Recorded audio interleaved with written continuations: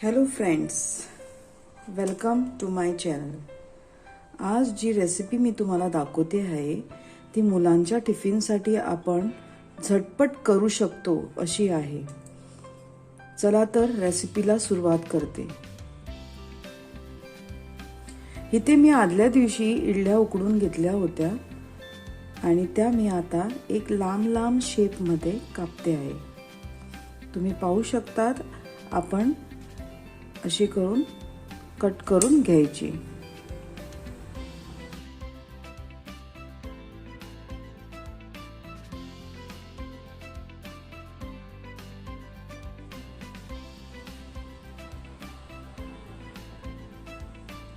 हे सगळे इडल्या मी कापून घेतल्या आहे आणि ह्या साईडने तुम्ही बघू शकता एका मी प्लेटमध्ये ऑरेगॅनो, बटर, मीठ, तीळ आणि कलौंजी ठेवलेली आहे. चला तर रेसिपीला सुरुवात करूया. इथे गॅसवर मी पॅन ठेवलेला आहे आणि आता रेसिपीला मी सुरुवात करते. इथे मी पहिली सर्वात प्रथम तूप घालून घेते, कारण बटर जळू शकतं आणि दुसरं म्हणजे पूर्ण बटरचं आपल्याला आरोग्याला जरा हानिकारक असतं. म्हणून मी इथे सर्वात प्रथम पहिली तूप घालून घेते आहे.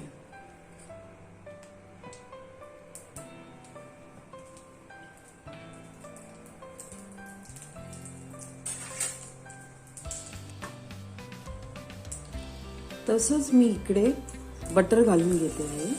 त्या बटरला थोडी कलौंजी लागलेली आहे, कारण ते बटर त्या कलौंजीमध्ये पडलं. पण ठीक आहे, एनिवेज मला कलौंजी सुद्धा फ्राय करून घ्यायचीच होती, म्हणून मी ते काढलं नाही. तुम्ही पाहू शकता की किती बटर घातलं येते.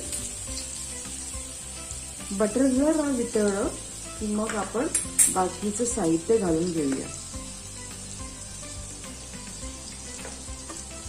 सर्वात पहिली मी कलौंजी घालून घेते,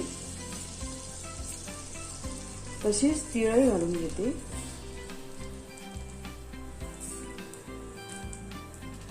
आणि तसंच मी मीठही घालून घेते.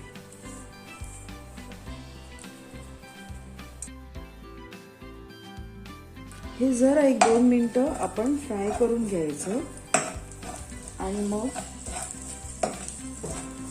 मी त्याच्यात ऑरेगॅनो घालणार.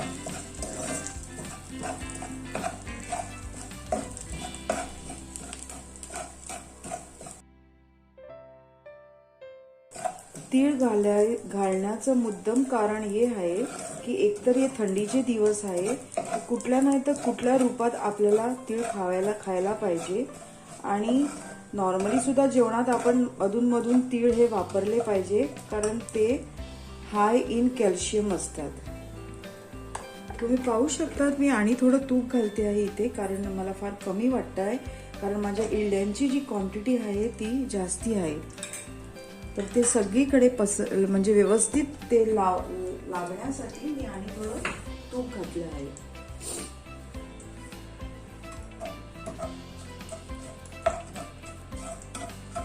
हे जरा 1-2 मिनिटं आपण फ्राय करून घ्यायचं आणि मग मी त्याच्यात सर्वात शेवटला ऑरेगॅनो घालते आहे.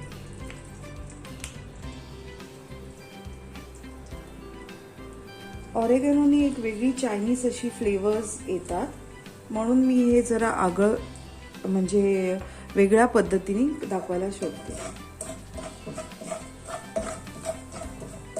फ्रेंड्स, हे मुलांना फार आवडेल, कारण माझ्या मुलांना हे फार आवडतं. म्हणून मला असं वाटलं की मी ही रेसिपी तुमच्याबरोबर शेअर करायची, म्हणून मी आज शेअर करते आहे. तुम्हाला ही रेसिपी कशी वाटली कमेंट करून नक्की सांगा. आणि तुमच्या सपोर्टची या चॅनलला किंवा मला फार गरज आहे. तर फ्रेंड्स, प्लीज या चॅनलला लाईक, शेअर, सबस्क्राईब करा.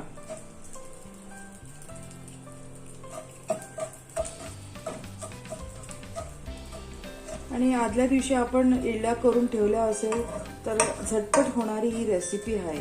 तर तुम्ही नक्की करून बघा, तुम्हाला ही फार आवडणार. दररोज की टिफिनला आपण काय द्यायचं हा प्रश्न पडतो, म्हणून मी हे इडल्या आदल्या दिवशी जरा जास्तीच करून घेते, ताकी आपल्याला टिफिनला द्यायला जरा सोपं पडून जातं. घाईच्या वेळेला ह्या अशा रेसिपीज आपल्याला फार मदत करतात. आता मी त्याच्यात सगळी इडली घालते आहे. मी इडलीचा चुरा हा वेगळा काढून घेतलेला आहे, कारण काय होतं, आपण जर तो चुरा घातला तर ते सगळं तूप किंवा बटर जे आहे ते चुऱ्याला सगळं सोक करून घेतं, म्हणून मी ते वेगळं काढून घेतलेलं आहे.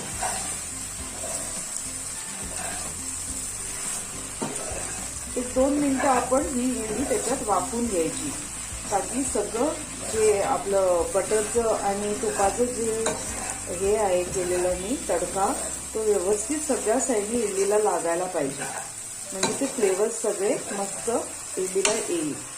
आणि सर्वात शेवटला मी ह्याच्यावर लिंबू पिळणार. आता 1-2 मिनिटं मी हे झाकून ठेवते, ताकी हे व्यवस्थित सगळं वाफायला पाहिजे म्हणून. सर्वात शेवटला मी ह्याच्यात लिंबू पिळत आहे.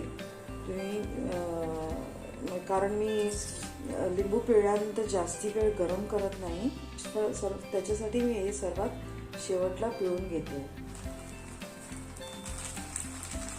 लिंबू सगळीकडे लागण्यासाठी मी सगळीकडे व्यवस्थित हे करून घेते, मिक्स करून घेते. आणि ही रेसिपी आपली रेडी आहे मुलांना टिफिनसाठी देण्यासाठी, किंवा स्वतःसाठी सुद्धा आपण करू शकतात घरात. एक आगळी वेगळी अशी रेसिपी आहे ही. दररोजची इडली सांबार चटणी खाऊन खाऊन आपल्याला कंटाळा आलेला असतो, तर आपण ह्या प्रकारे ही एक रेसिपी करू शकता. फ्रेंड्स, ही रेसिपी कशी वाटली कमेंट करून नक्की सांगा. तुमच्या प्रतिक्रियेचा मला फार उत्साहाने मी वाट बघीन, आणि पुढे आणि अशाच रेसिपी घेऊन मी तुमच्यासाठी या चॅनलवर नक्की येईन. थँक्यू.